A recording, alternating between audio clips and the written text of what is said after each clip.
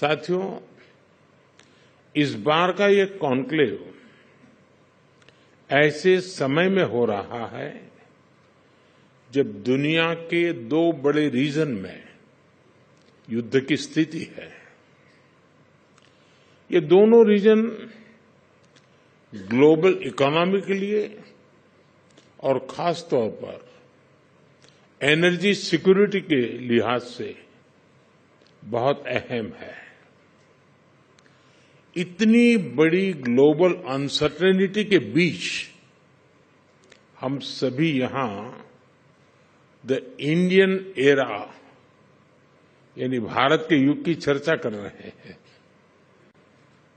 ये दिखाता है कि आज भारत पर विश्वास कुछ अलग ही है।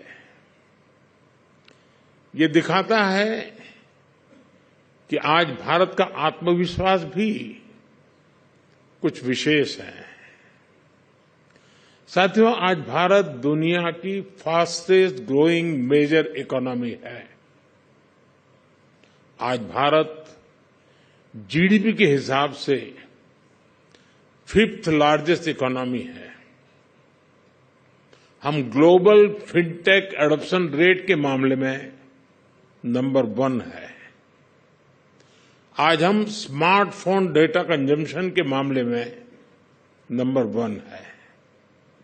हम इंटरनेट यूजर्स के मामले में दुनिया में नंबर 2 है। दुनिया की करीब करीब आधी रियल टाइम डिजिटल ट्रांजैक्शन आज भारत में हो रही है। आज भारत में दुनिया का तीसरा सबसे बड़ा स्टार्टअप इकोसिस्टम है। रिन्यूएबल एनर्जी कैपेसिटी के मामले में भारत नंबर 4 पर है। अगर मैन्युफैक्चरिंग की बात करें तो भारत दुनिया का दूसरा सबसे बड़ा मोबाइल मैन्युफैक्चरर है। भारत 2 व्हीलर्स और ट्रैक्टर्स का सबसे बड़ा मैन्युफैक्चरर है। और इतना ही नहीं, भारत दुनिया का सबसे युवा देश है।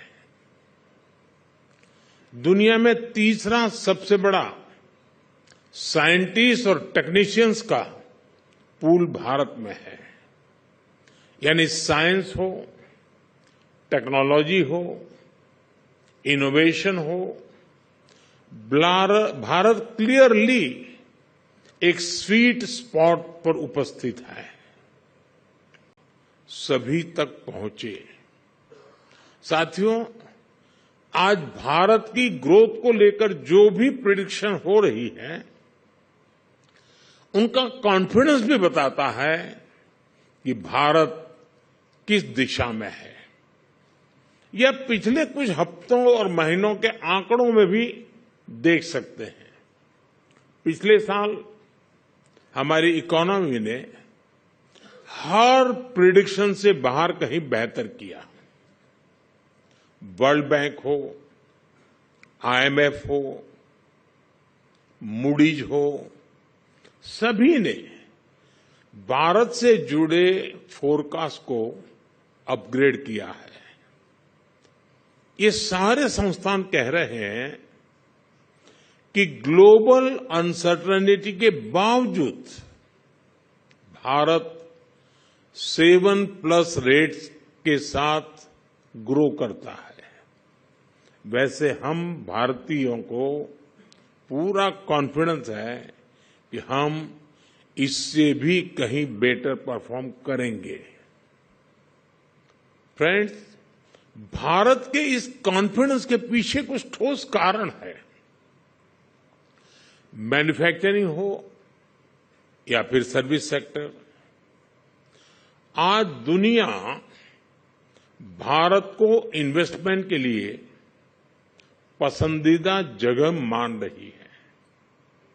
ये कोई कोइंसिडेंस नहीं है, बल्कि बीते 10 साल में हुए बड़े रिफॉर्म्स का ही नतीजा है।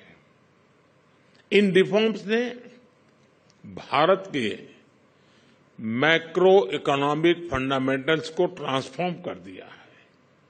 जैसा एक उदाहरण, भारत के बैंकिंग रिफॉर्म्स का है।